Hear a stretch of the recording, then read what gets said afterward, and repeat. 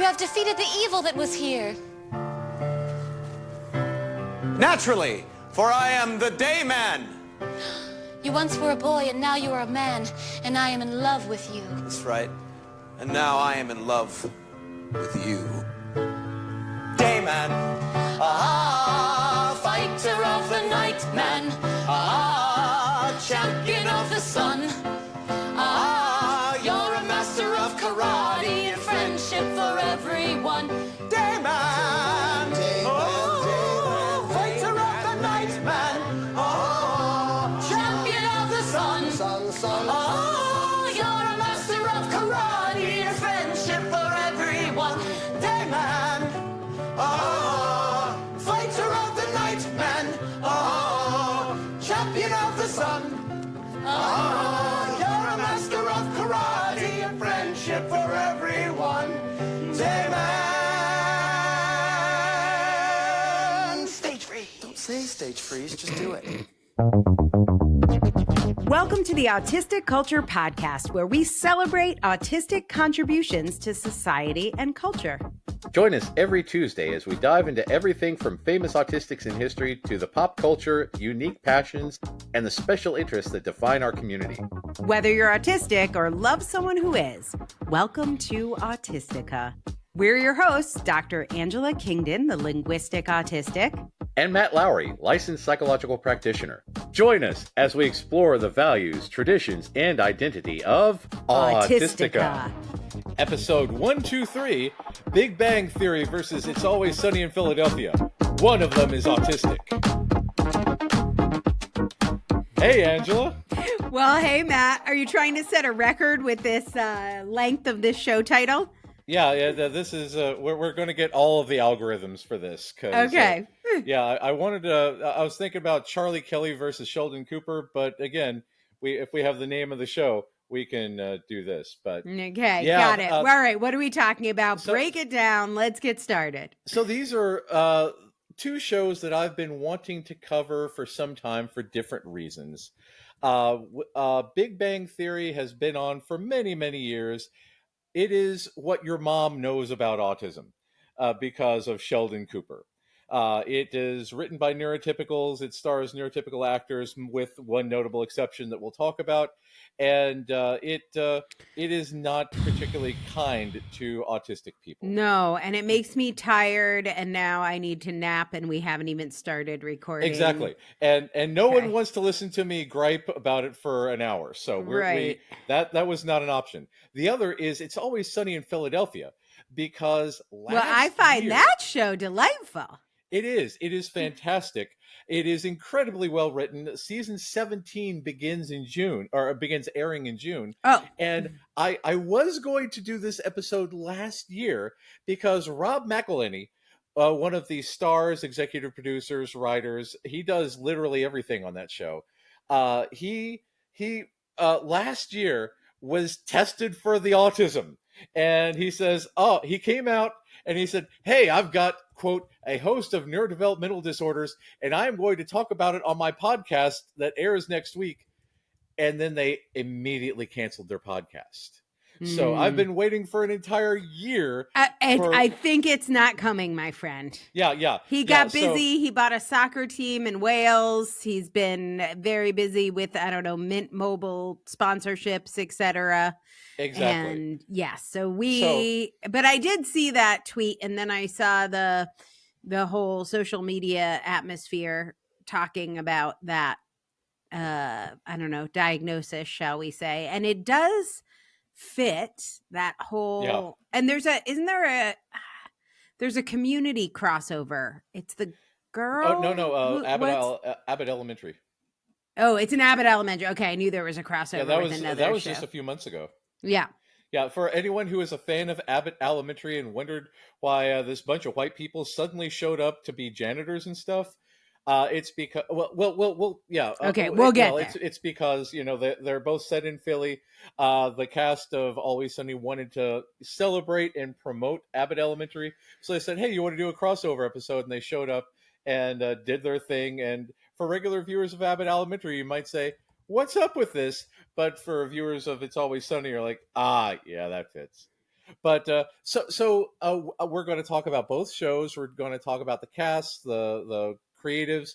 We're going to talk about why, what they're doing with the autism, how it works, how it doesn't work, and then we are going to put them in a cage and make them battle to the death for your enjoyment. So, Okay. first of all, let's get Big Bang out of the way because. Okay, because then it will make me feel better, and I know there is life coming. So because I just It's wanna Always say, Sunny like, is one of my favorite shows of all time. So good things will happen after I, deconstruct all this. right. So I will give a compliment Okay. because Big Bang Theory is created by Chuck Lorre, who did one of my all-time favorite things, the theme song for the Ninja Turtles. Okay. I mean, Chuck He- Lorre's done a lot of things. He did 3 Men and a Baby. Two and a Half Men. Or 2.5. Okay, sorry. One Yeah, of the, yeah. yes, that. Yeah. And I feel like he's done a whole bunch of shows. He also was the ex-husband of one of my author clients who did a memoir about being married to him for 12 years.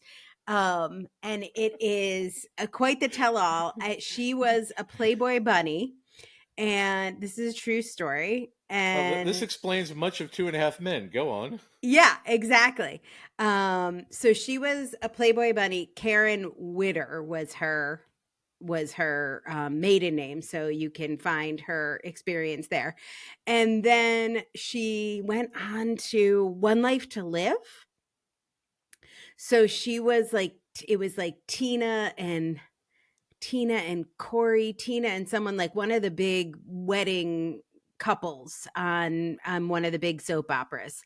And she was on that show for a long time. And then in that process met Chuck Lorre, and they were married for like 12 years. And she wrote this memoir with me called Effortless Enchantment that was about their marriage, but she wrote it after they were divorced. And so what led to the divorce other than, a Well, conflict with tiger blood? it very interestingly, part of what led to the divorce, which taught me something about me, was she had horrible narcolepsy. Like horrible. Interesting. And I can see how it would be hard to stay married to someone who is falling asleep all the time. And so he was like, ask my ex-wives. yeah.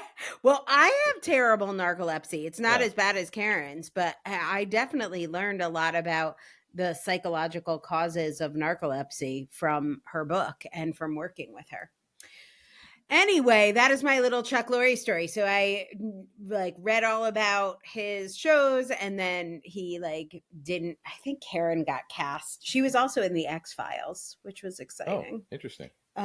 We should do that show. That's another good show. Yes. But anyway, Chuck Lorre, not super patient with the disabled, is what I can tell you. No. The And memoir, that's the thing. the memoir wraps up with he had no patience for her disabilities. Yeah. The end. And that's the kind of vibe from the kid on 2.5 Men, probably intellectually disabled, but for Big Bang Theory, it started off as a pilot with 2 scientists, Sheldon and Leonard, and 2 women, one of whom is a scientist, the other whom was a street smart, sassy person. Got it. And the original theme was They Blinded Me with Science, and they were which is cute. They were both sort of just nerdy, just general nerdy. But when they aired it for the pilot audience, they decided they really did not like the women, but they liked the guys, so they were repurposed into the current Sheldon and Leonard. They added 2 more guys, and then added Penny, who is a softer street smart person, but also essentially lived to fill out short shorts and a plunging top. And that seems appropriate. Kaylee Cuoco gradually put more character into Penny, and her relationship with Sheldon mirrored his relationship with his sisters. So it sort of worked out. But again, the entire impetus of the show is making fun of the smart guys and giving a lot of really, for instance, like, and particularly like nerds, like pocket protector wearing nerds, because they're not actually humans that we need to treat with any amount of respect. because Johnny Galecki, known for his roles on Roseanne and National Lampoon's Christmas Vacation, plays Leonard with a really sort of nasal voice Mm-hmm. who needs, an asthma inhaler and has thick glasses. And Simon Hellsberg plays, oh God, was it? The one with the mom. Anyway, who is ridiculously misogynistic, trying to look up people's skirts and saying horrible, horrible things that really should get him canceled. And then Raj has situational mutism, which is played for laughs, of course, because I do love that. I do love that. I wish there Yeah. were more gay people we can mock by, throwing a hand in the air, Mr. Yeah. Roper style. But yes, Yeah, let's traditional. please make Yeah. fun of people. I And enjoy again, so Sheldon, Sheldon originally, again, just nerdy, but as the show progressed, accumulated a lot of autistic traits. But the writers went out of their way to explicitly say that Sheldon was never tested for autism because they don't understand the autism. So the neurotypical writers of the show, with the neurotypical actors and the neurotypical director, appropriate a lot of autistic traits and put them on Sheldon. For instance, his need for sameness, his need for, planning things out because he's got expectation sensitivity. Mhm. He has a spot on his couch because Reasonable. it's around the air conditioning. It doesn't have light glare from the window on the TV. He has very rigid structures throughout his life, but he's also played as a massive asshole for laughs. Mhm. Because everything that he asks for is deemed as unreasonable and everyone hates him, but still somehow hangs out with him anyway. Right. And there's a lot of episodes where he's rejected, including one where they name drop Blossom. Oh God, what's her name? Miriam Bialik. Yeah, Mayim Bialik. They Mayim name Bialik, drop her yeah. in an episode. She exists in the universe where she also plays a character, which is one of those fascinating things. But again, Okay, well, that's continuity actually not cute. important for these people. Okay. So they throw in a lot of autistic traits, and again, this is like The Good Doctor, where it's sort of like neurological blackface. They put on a whole bunch of autistic traits on this character, play it for laughs, say, isn't that weird that he needs to do things the same way? Isn't that weird that he pees on a schedule? Isn't that weird that he does all these things? He doesn't know anything. Where he gets bullied by people, and this goes into Young Sheldon, because Young Sheldon has a distinctly different tone. They changed the camera format, because instead of being on a soundstage, it's shot with I can't remember the term between like one camera versus multiple cameras. That may be it. Yeah, But, multi-camera again, shot. It's more of a Wonder Years for an autistic gifted kid. Hmm. And for the first few seasons of Young Sheldon, I really related to it because I was a gifted autistic kid that no one understood. I talked above my grade level. Parents didn't understand me. Again, they don't understand autism when they're writing the show because, statistically speaking, one of the parents really should have been autistic, but they've already established in Big Bang Theory that there's a lore there. So his twin sister apparently is not autistic, which would statistically be inaccurate. His older brother, George, gets a spin-off of his own with a multi-camera sitcom, which ridiculous. It frustrates me. But so for the first few seasons, it was, how does this boy get along in a world that doesn't understand him? Oh, I feel that. He makes best friends with Wallace Shawn, who is a delightful human being who is also clearly autistic. Because again, we have that bottom-up social hierarchy. We treat adults as equals, and adults treat kids as equals. And they have this wonderful dynamic where they're like, well, I wonder why people don't say things to people. Let's have an experiment.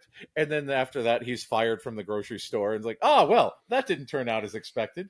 And it's a very, for a few seasons, it's a very, very fun look at, actual autism. It seems like they may have actually had some input from actually autistic people by that point. But I mean, that's again like 15 years into the series run.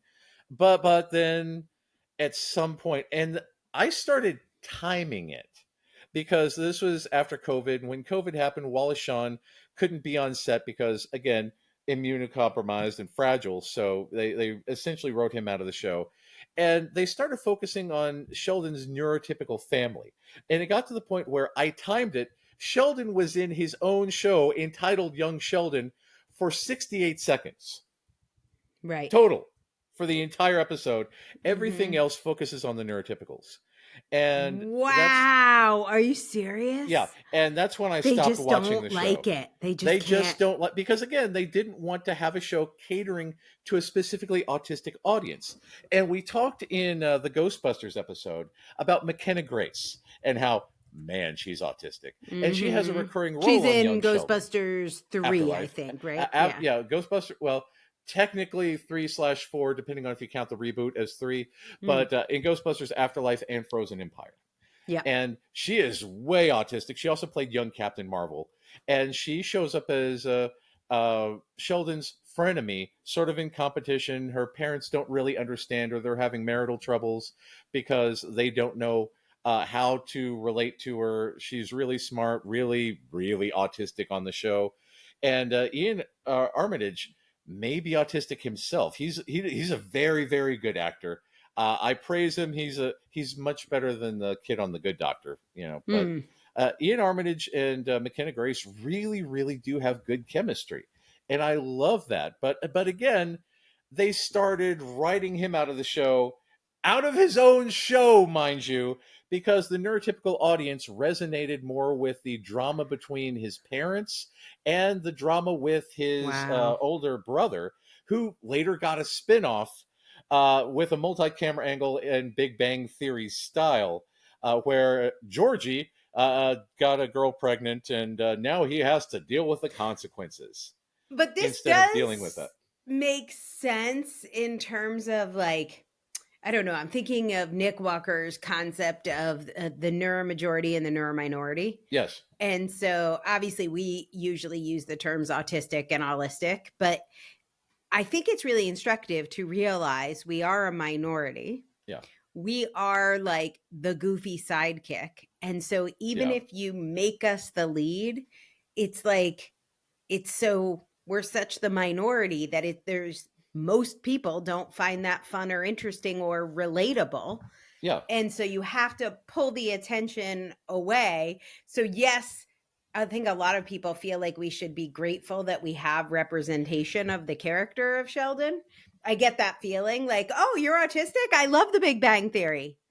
Right. But And it's that's the thing. through the lens. It's through the neurotypical lens, or it's through Yes, the the neuromajority neurotypical gaze. lens. Gaze. That's the word I Yes. wanted. I knew we'd Yes. get there. Thank you. And so Sheldon is essentially white Urkel. They've already realized that this succeeds with a cast of neurotypicals and one oddball, until they bring in the Mayim Bialik, Amy Farrah Fowler. Amy is autistic coded from the get-go, and Mayim Bialik has a PhD in neuroscience. And when she In talks- real life. I in think real she life. is autistic. Yes. Well, Yeah. she is, but she doesn't know She it because she doesn't know identifies it. as like a highly sensitive person.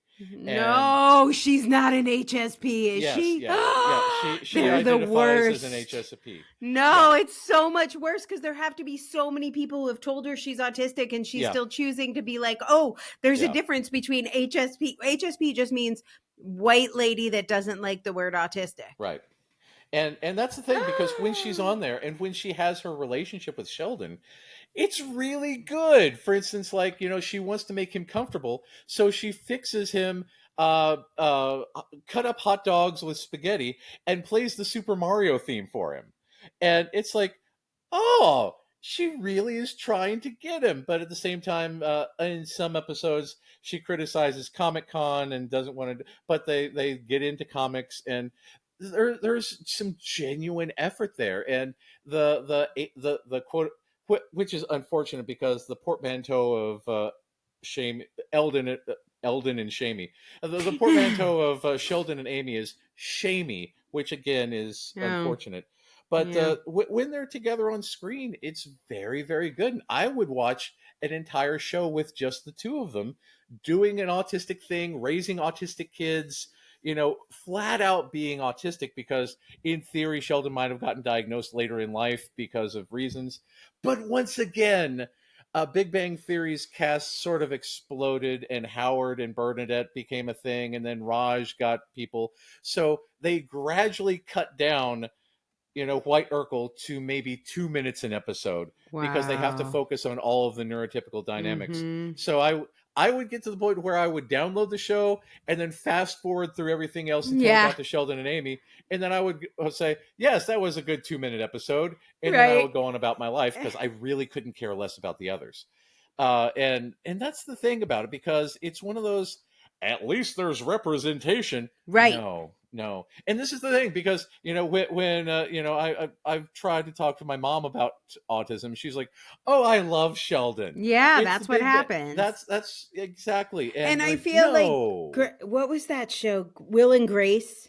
Yes. Will Like, and Grace this is was gay people. Right. I feel like that was very much like it. Like, on the one hand, we have, I think that was like the first major gay character on TV, and then, or like out and gay, but then also A, not out, B, pretending to be straight, C, played by a straight guy. Yeah. So it's like, which I don't Not even know allowing us to tell our own stories. Yeah. That it's like, well, thank you.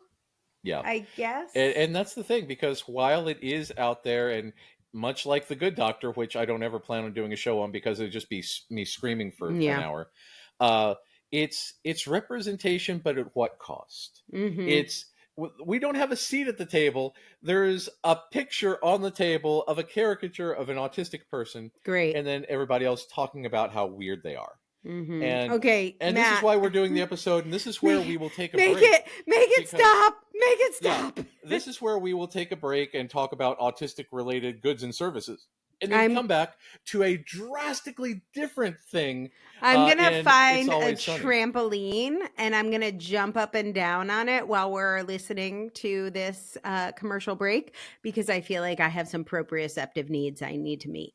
Absolutely. Go run around the house, buy some goods and services, and come back.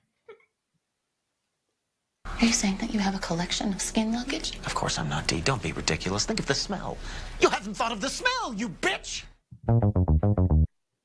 Have you ever wanted to know officially if you're autistic, but you don't want to deal with all the medical gatekeeping? Adult Autism Home Assessment, or as I call it, AHA! Gives you a clear, autism-affirming, autistic-approved way to self-identify without the inconvenience of dealing with neurotypical, quote-unquote, professionals. You can find out all about our book and get a free copy when you become a monthly, annual, or Autistic Guardian subscriber of the Autistic Culture Podcast. To find out more, just go to autisticculturepodcast.com/subscribe. We are back. We did a brief deconstruction of the Big Bang Theory, which is it's Mercifully got its enjoyable elements. It's good in places, and I really enjoy it in places, but it is massively outweighed by all of the unintentional ableism, or intentional ableism. But we are going to contrast that with It's Always Sunny in Philadelphia, a show that has been running longer than Big Bang Theory. It started in 2005. But it's currently on. It will be on its 17th season later on in June. But it is a show created by three people: Glenn Howerton, Rob McElhenney, and Charlie Day. And of those three people, Charlie Day has come out as explicitly autistic. Rob McElhenney has said that he underwent a lot of stuff, and he also created the show Mythic Quest with Charlie Day, which Charlie Day is a part of. Yes.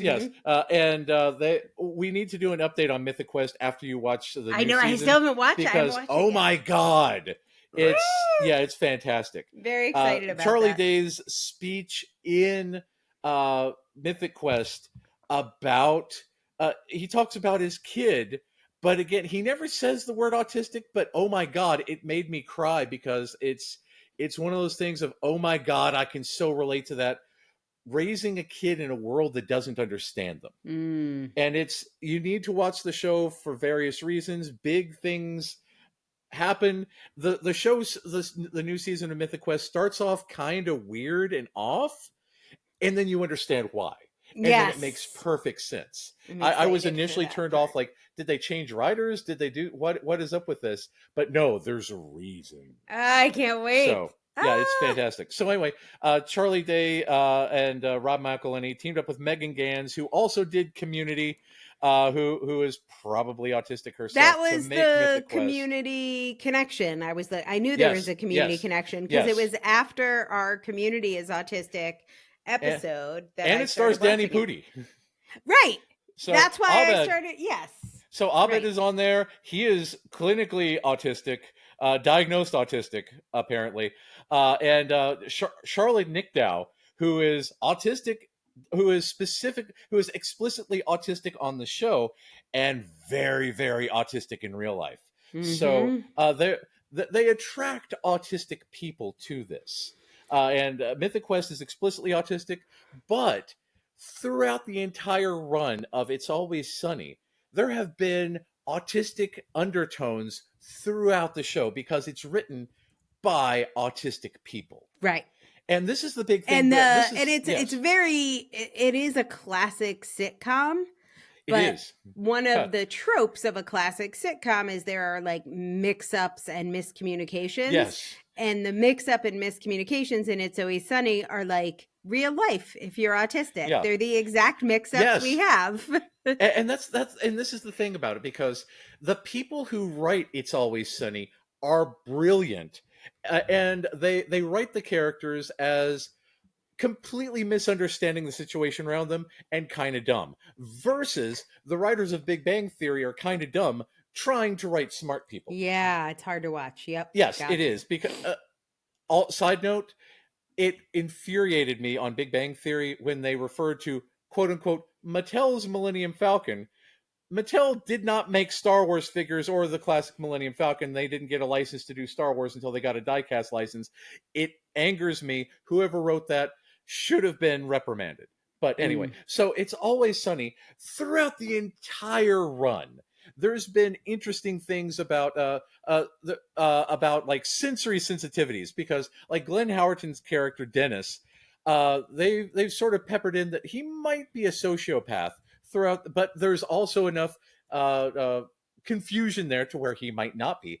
And like the last episode of last season was an entire Dennis episode where he just goes through the day being completely infuriated by process complexity and all these teeny tiny minor things that add up. Like, I need to rent a car. Well, you need an app. Well, I can't get the app. Well, you need an app. And just watching him just kind of twitch and stew and explode inside. And it's just, and like the clip that we just played with, do you have a set of luggage made of human skin? No, think of the smell. Like, no, because again, he doesn't think of it as, no, that would be insane. It's, no, that would be a sensory aversive event. Right. And everything that he does on there, he has incredible sensory sensitivities. He has very specific ways of seeing the world. There is a thing about, we should buy a boat because, we can have women on the boat. And then there's the implication that they can't leave. Are you saying that you're going to do things? No, there's just an implication. And then just like, dude, that's very sociopathic, and he just does not get it. Right. And it's, but again, so he plays Dennis, Dennis Reynolds, and his sister Sweet D Reynolds is played by Caitlin Olsen, who later married Rob McElhenney. They were going to start off Caitlin's role as Sweet D as being the level-headed one out of the group, but she says, no, that's like every show ever where the woman is, the logical one. I want to be crazy like you guys. So they decided to make her crazy like everybody else. And she also has a lot of very interesting social things. She tries to have a YouTube show where she plays a Puerto Rican that goes expectedly poorly because, again, they don't do offensive things on accident. They do it to call out those things. There was an entire episode recapping the entirety of 2020 in 30 minutes, and the gang accidentally caused everything that happened in 2020 with this brilliant interconnected sort of thing of like, oh my God, that's how Rudy Giuliani got that weird goo on his head when he was at the Four Seasons. And it was I just remember great. the weird, it was his, yes. Mm-hmm. Yeah, it's Gross. so expertly done in that you're not supposed to be rooting for these characters. You're supposed to be saying, oh my God, I can't believe they did that. So it shows that they are definitely very justice sensitive on these issues. The writers. The writers, yes. Yeah. And this is the way that they play it. So anyway, there's Dennis and Sweet Dee, and then there is Ronald McDonald, Mac, played by Rob McElhenney. And he is very, very naive.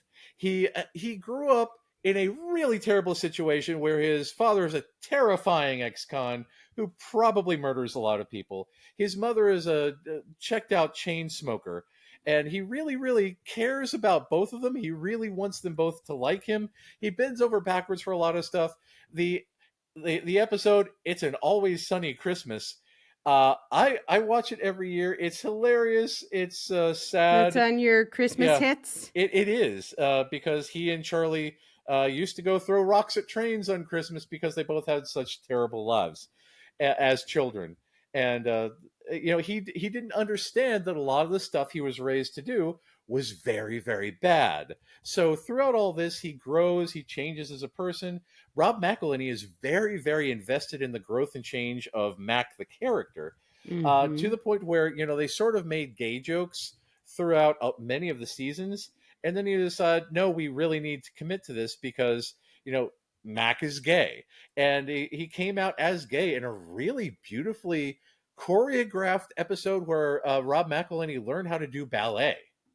So there's this very intricately choreographed ballet sequence where he's trying desperately to explain to his ex-con father that he's gay, only to have the ex-con father walk out in disgust and never talk to him again. And he put himself out there like many people do. Yeah. And it's heartbreaking, and you're like, oh my God, they really put a lot of effort into this. And Charlie, played by Charlie, all sorts of really, really messed up stuff happened. Watch the Christmas episode if you want to know more. For a long time, he thought that Frank Reynolds, played by Danny DeVito, was his father, but it turns out that his father is actually Colm Meaney O'Brien from Next Generation and Star Trek Deep Space Nine. And it turns out that one day, Charlie Day decided, that Charlie Kelly, the actor / writer / producer, decided that the character should have difficulty reading.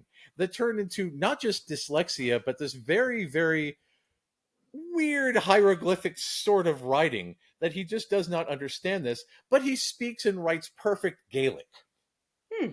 And it's very interesting and all that, because he's like, yeah, because my imaginary friend would write me letters. Like, imaginary friends can't write letters, Charlie. And it turns out that this entire time, his pen pal was his Irish father. And there was a very, very touching 3-episode arc in the last season where Charlie goes to Ireland to meet his quote-unquote imaginary friend, which was actually his biological father, who was in his life throughout his entire life. And it was, again, all of these episodes sort of alternate between hilarious, incredibly offensive, and somewhat tragic. And it's a very interesting balance among all these. But Charlie Day came out a few years ago and had like the quote of, yeah, we're sitting around and you guys are getting all these social cues and, the girls are understanding you. And I'm like, I don't understand any of that. I'm definitely not neurotypical. And he was like, yeah, it's the autism. So he has publicly come out as being autistic. He has said on a number of occasions, yes, he is self-identified as autistic.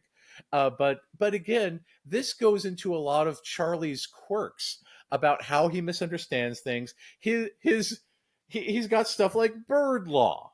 He understands bird law, but he thinks he's a lawyer because of that. On his dating profile, he likes goblins and milk steak, doesn't like kneecaps. And you're like, why? What? And again, these are jokes. Right. specifically targeted to an autistic audience who are like, oh my, this is interesting. Let's go down. You wouldn't find that on a mainstream show. Right. It is hilarious from an autistic standpoint. And once again, Charlie, the character, does not know that he's autistic. It has Right. never been mentioned once that he's autistic. It might have been mentioned once. I think that they may have thrown the word out once. But again, it's generally just very odd quirks written by an autistic person of what he believes to be funny. And Right. he will just throw it out. And Simon advised Charlie Day's solo project.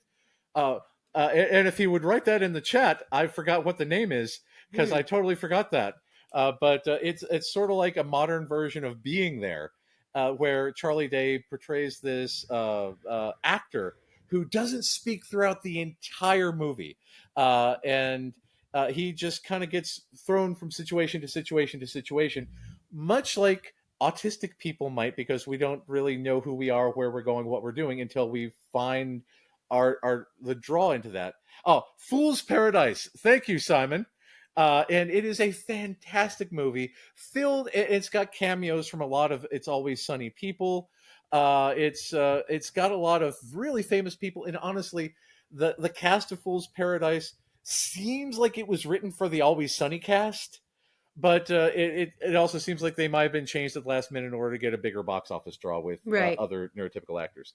But again, happens. This is the thing about the first season of It's Always Sunny came from this perspective, this very awkward, very non-marketable sort of thing, because Big Bang Theory caters towards the neurotypical gaze and therefore it gets a lot of money. The first season of Sunny was very much on thin ice, and the network said, so you're a bunch of unknowns doing a really weird show. We don't really like it. We don't understand it. You got to do something for season 2, otherwise we're going to fire you. So that's when Danny DeVito said, I really like this show. Doing my best Danny DeVito impression. I'm going to give you all a lot of money and I'll star in it for you. So he plays Frank Reynolds, Dee and Dennis's possible father. There's a whole arc about how they may have been fathered by the guy from Seventh Heaven who turned out to be very terrible. It's a whole thing. There was a part where he may have been Charlie's father, but it wasn't.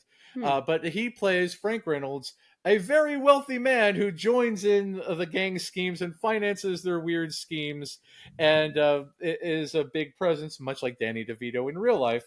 And Danny DeVito is known for his sympathy towards his empathy, because like with when he was on Matilda, the girl who played Matilda, I can't remember her name. I'm so bad with names off the cuff. Matilda's mom was dying at the time and in the hospital. So he and his wife, Rhea Perlman, donated a lot of money and spent a lot of time and wanted to make sure that everybody was comfortable and wanted to take care of all the kids on the set of Matilda. So while Matilda, the character, is very, very much hurt by Danny DeVito's character, the actual actress of Matilda was very much taken in and taken care of, and he became a second father to her. And it was and Matilda is autistic coded as all get out. Right. We've actually had requests for that. So this is the exact opposite of the Chuck Lorre incidents here, because Chuck Lorre is like, it's all about me and I want this and I want this, but Danny DeVito's, I want what's best for you guys and I want to take care of you. Aww. And and again in the Always Sunny Christmas, there's a Countach. It's everything about it is hilarious, and the Ghost of Christmas. Anyway, you should watch it. Okay.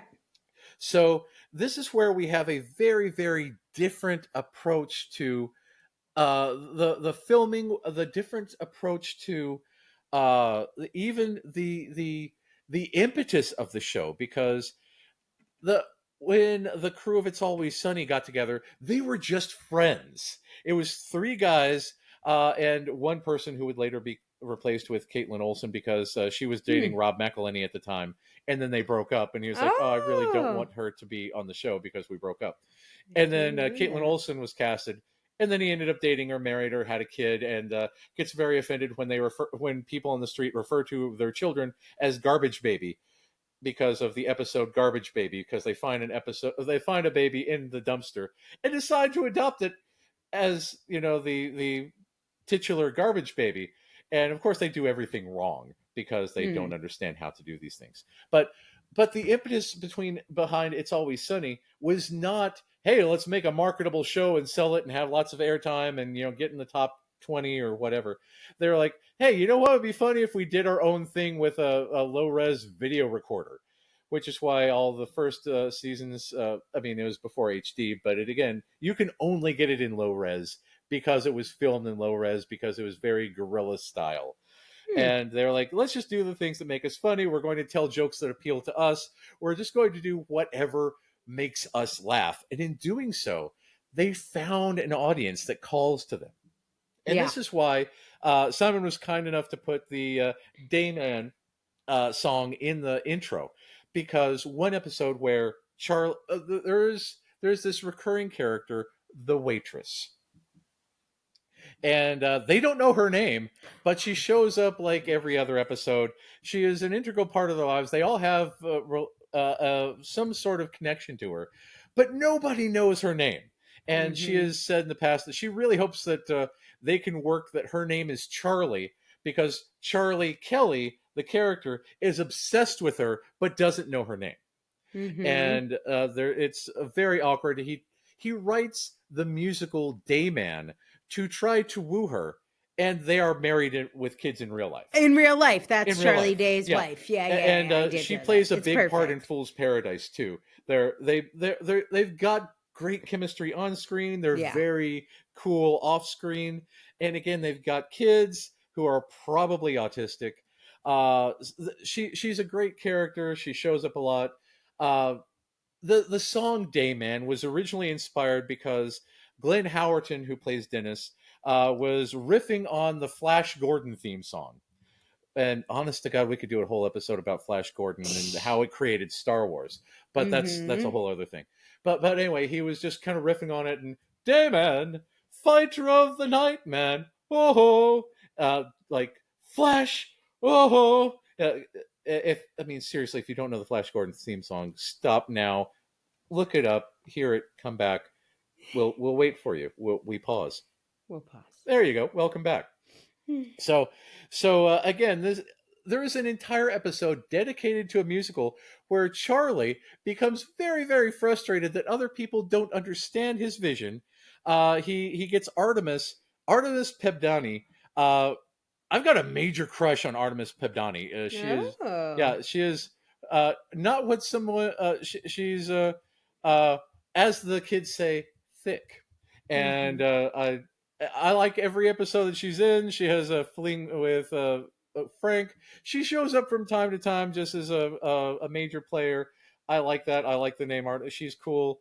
Artemis is a great name. Yeah, we'd love to interview you on the show. Exactly. Yeah, but it's she helps him write this musical about the Dayman falling in love with a waitress and his evolution through childhood, and that's a whole thing about the troll toll, trying to get into this boy's soul. It's a comedic misunderstanding that all kinds of things. But anyway, got it. In universe, it's his way of trying to woo the waitress to spectacularly bad results.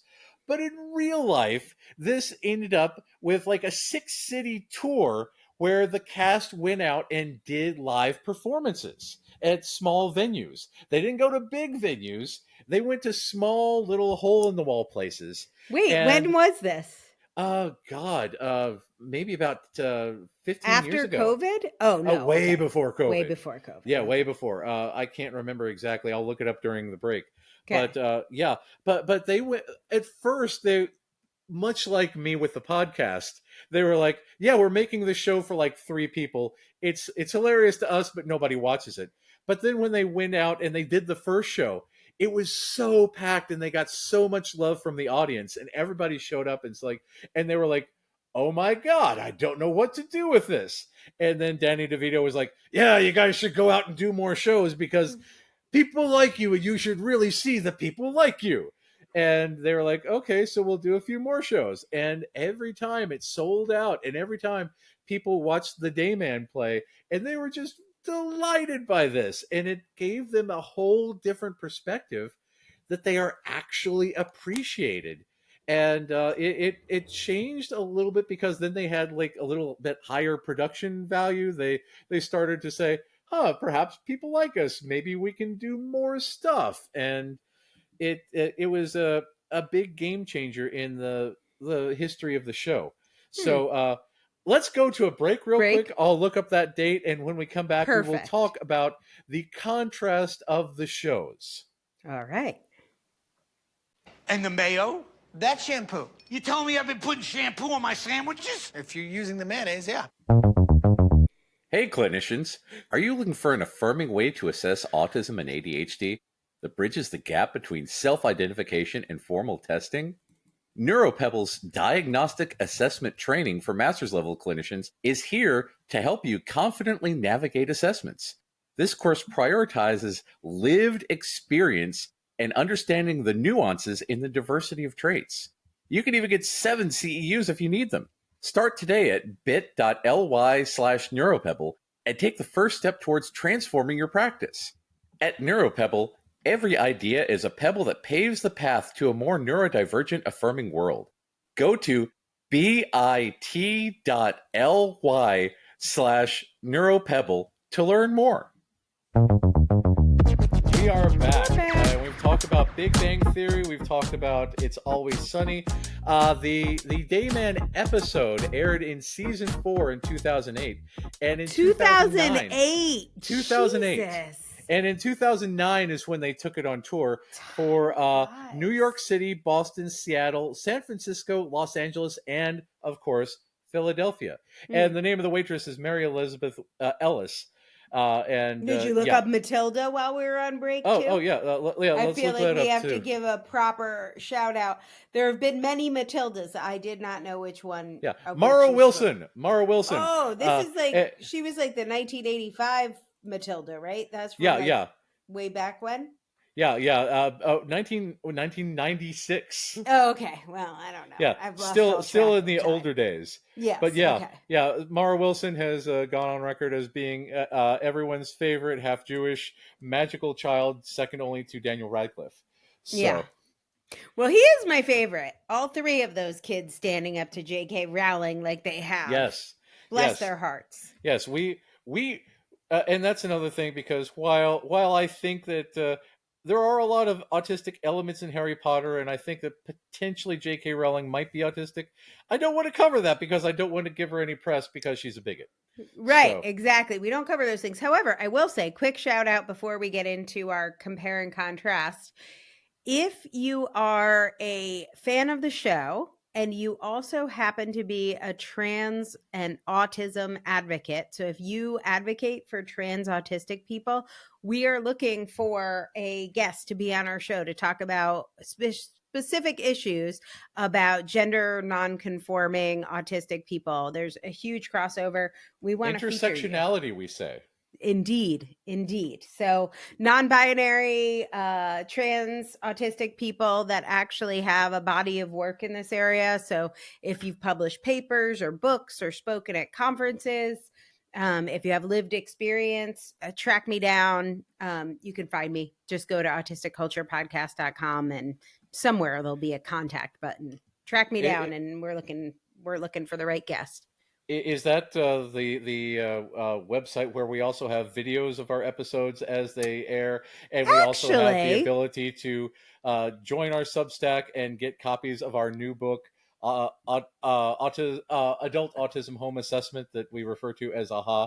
It is. I'm going to do a thing we don't normally do, but I'm going to steal a couple minutes from your show to do a little screen share because I've changed some things on the website. This will be visible to people on the website. It's ironic. Yes. It's ironic. It's for the people on the website and only visible to the people on the website. So if you're listening to it, you're missing out. Sorry about that. But if you can make your way to Autistic Culture Podcast, you'll see this. It'll look different when you get there.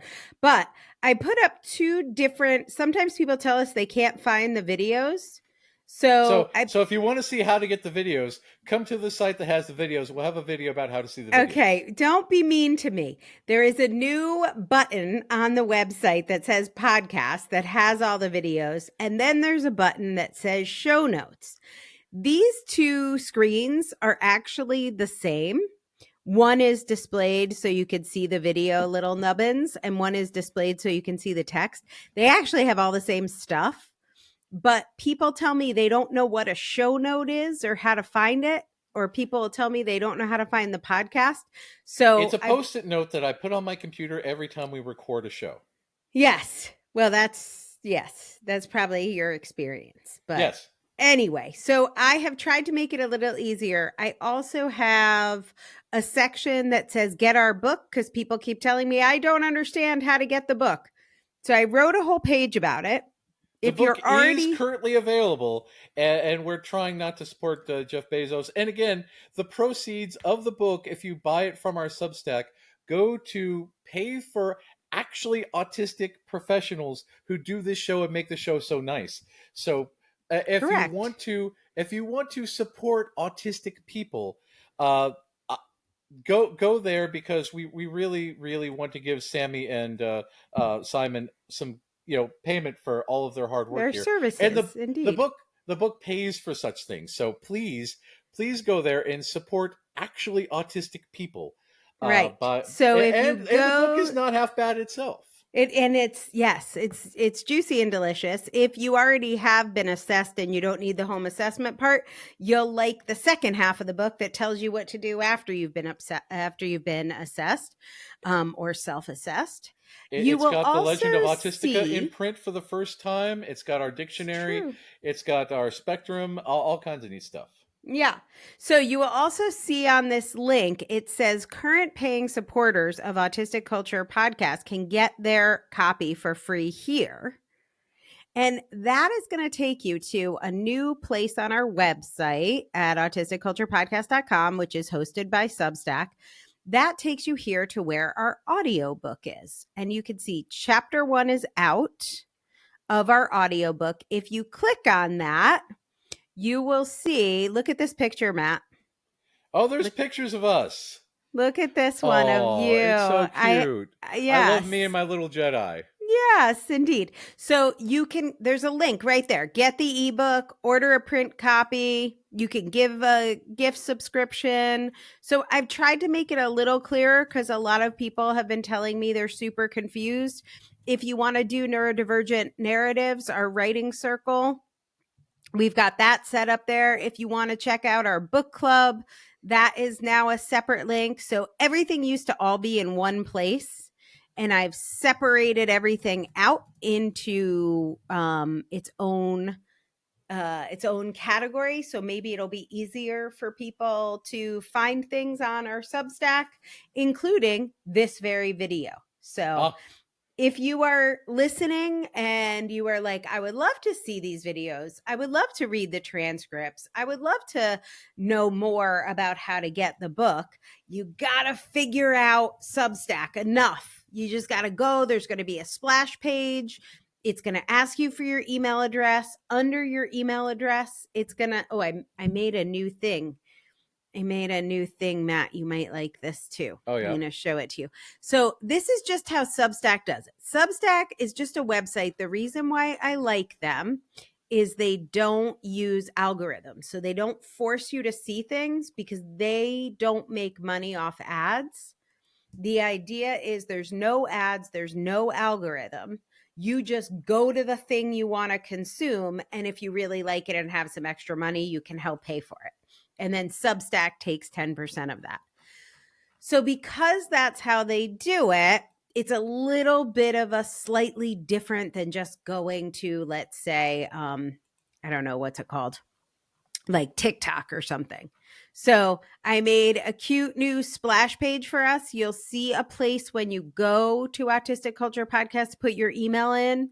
If you don't want to do that, there's an option that says continue without email. You could still get into the website. What there is not is an option for me to remove that page. So you could put your email address in, or you could not put your email address in. You could get to our website either way. but I can't remove that page. That's not one of the options. But in exchange for that annoying and confusing page, you don't have to deal with ads. You don't have to deal with the algorithm. You don't have to deal with like thumbs up, thumbs down emojis that make content so divisive and people hate each other. So it is a new thing to learn, but I think it's the right thing to learn. So I'm going all in and trying to get us off Meta. Yeah, and that's a big because I like segues. Bad at transition, good at segues. This is like the It's Always Sunny team because we don't do it. Oh, hold on, coughing fit.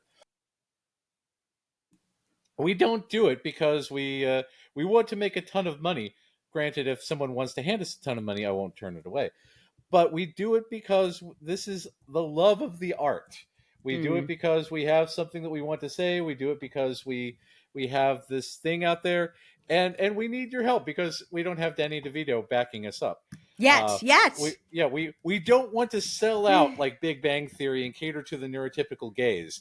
We don't want to, we don't want to bring neurotypicals on and say, what do you think about autistic people? Right. We don't want to make the show have a bigger audience by selling out who we are and our values. And this is, again, what I really, really respect about the It's Always Sunny crew. They have a dedicated audience. They have a dedicated fan base that sustains them. So they can go years without a season. Again, they started in 2005 and they're only on their 17th season. By the way, that was an excellent segue.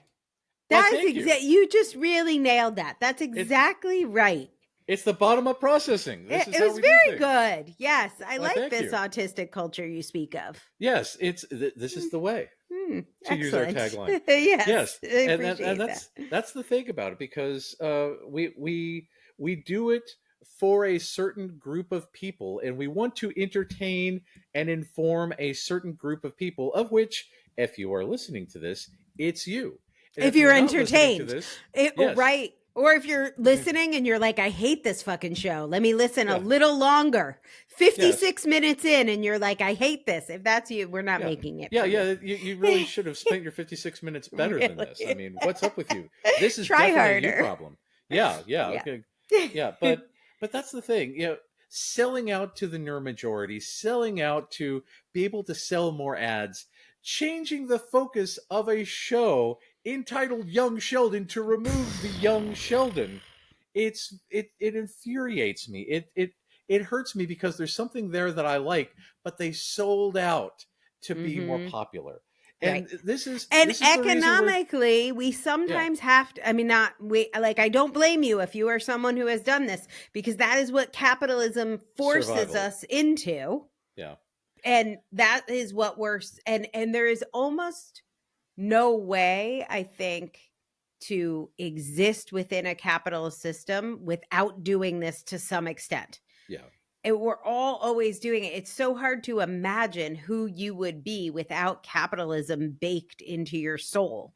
Yeah. And that's what we try to imagine sometimes here. It's like, how can we put that first? And when you see other creators, like when you see a show like Community or It's Always Sunny, or so many of the other shows we've talked about on here, you're like, oh, I could, or when we talked about ILM and what working at ILM was like, especially in the 70s, it's like, oh, I can imagine what it would be like to be able to say, screw you to money, and this is what I'm going to do. Like, you want the special effects? We're doing it our way. Not listening to you. And that's the thing. And that's the thing about like the crossover with Abbott Elementary. The It's Always Sunny crew and the Always Sunny show has a prolific audience. It has a prolific presence. They're not doing it for their own benefit. They're doing it to amplify the voices of the creators of Abbott Elementary. They want to. Abbott Elementary, for those of you who haven't seen it, is a predominantly Black show set in an elementary school. And they wanted to elevate and bring bring an audience to a show that might not traditionally watch it. I was going to say, and I bet It's Always Sunny is a lot of white millennial, Yeah, like middle class millennial kind very, of very vibe. white. They have the occasional guest star on there to point out, things. But it is. And they wanted to bring that audience over to Abbott Elementary to say, hey, these people are also very funny. You should definitely check them out and give them your support. And they're paying it forward. Danny DeVito did it for them, and they're doing it for other people and trying to amplify other voices, which is the way. I love that. They are very, very, socially minded. They're very, very self-conscious about these things, which is the autistic way. They do things in the way that they do it because they think it's the right thing to do. Whenever they see an issue, they want to call it out on the show. So they do it in the most blatant way possible. So, the people watching it will be like, sorry. The people watching it will be like, oh, hey, there's that issue. Like, so that's the thing. Throughout the entire 2020 episode, the gang keeps talking about how they don't like Biden. They want their guy in office. And, it's an intentional mislead because, they're so bad. They're not Trumpers because they talk about how bad Trump is. They voted for Kanye. Oh, Jesus, God. Yeah, because they don't want the unpopular point B. They want the really unpopular point C, just to drive home how bizarre and weird they are. So they do things in the way that they do them. This is the way. They don't sell out. This is the way. If you can survive by not selling out, it's the way to go. We understand. I'm not going to blame you for submitting to the rule of capitalism because we live in a world that is increasingly crushing, and we got to do what we got to do in order to survive. Right. But yeah, we stick together when you can and have your community and have your close-knit group of weirdos telling you in-jokes that only you understand, because that's the funniest stuff possible. Yep. And yeah, that's how we do things. And watch Mythic Quest. Angela needs to see the season 4 of Mythic Quest. You all need to do it so we can come back after the hiatus, record. Yeah, I think that's going to be 4. in our September record. We're already planning season 4, you guys. It's 6 months away, and we have at least one episode planned for you for season 4. And now our second, Mythic Quest, probably will not make it before we go on hiatus. No. We'll do a combination Mythic Quest Always Sunny update, because undoubtedly, that's a good idea. The question of the TISM will probably be addressed, because now that it's on Rob McElhenney's mind and Mythic Quest and everything, it probably will show up. But who knows? They like to throw curveballs, so we shall see. Yes. Well, I'm glad the way you did this. This was a really good way to break down a subject that, honestly, I will say a lot of autistic people have requested Big Bang Theory and told me, you know what I get a lot? My dad loves that show. Yeah. It's not even like they love it, but people request it from us, and then they will tell me someone older, their dad, their grandfather, somebody loves it. And I'm always like, oh, I'm definitely not doing that show, friend. But I don't tell them that. I'm like, great show idea. I'll put it on the list. And it has been on the list. It is on the list, but I never thought we would really do it. Well, much like the show itself, of which I enjoy about 2 minutes per half hour, we included Big Bang Theory for about 2 minutes per hour. Yeah, exactly. Yeah. Well done. It's our tribute to you, Chuck Lorre. And again, capital work on the Ninja Turtle theme. I wish you could do better by Sheldon. Oh, also, Big Bang Theory has yet another spinoff coming where the comic store guy fails to save Stewart fails to save the universe, which has all the other supporting characters of Big Bang Theory thrown together to make a not Big Bang Theory show, where they will presumably go on to shit on geek culture, because every episode that Stewart is in is about how sad and lonely and pathetic he is, and how no one buys comics or understands comics, and that he will die alone and eats cat food and lives in the store. And they just continually dunk on geek culture, and I am not looking forward to a continuation of that. So All right. Well, depending on how it we'll goes, be skipping will, that. Yeah, exactly. But that said, hey, Angela, what was Yes, your ma'am. favorite part about being autistic this week? Oh my goodness. I love so many things about being autistic this week. One of them was not studying for my statistics exam, but I don't know if I gave you an update on ableism in academia. Oh, I did not drop out. well, I did, which I was very we're off to a close. promising start. Yep. I am in the home stretch. It is finals week. Ooh. And I have been rewarding myself with a wide array of STEM toys. I only have this one up here right now. This is mashable, smashable, rare earth magnets. Oh, I do like those. I am Do not bedecked eat in those. rare. Oh God, they will kill you. know. But they're fun really to play bad with. ball bearings.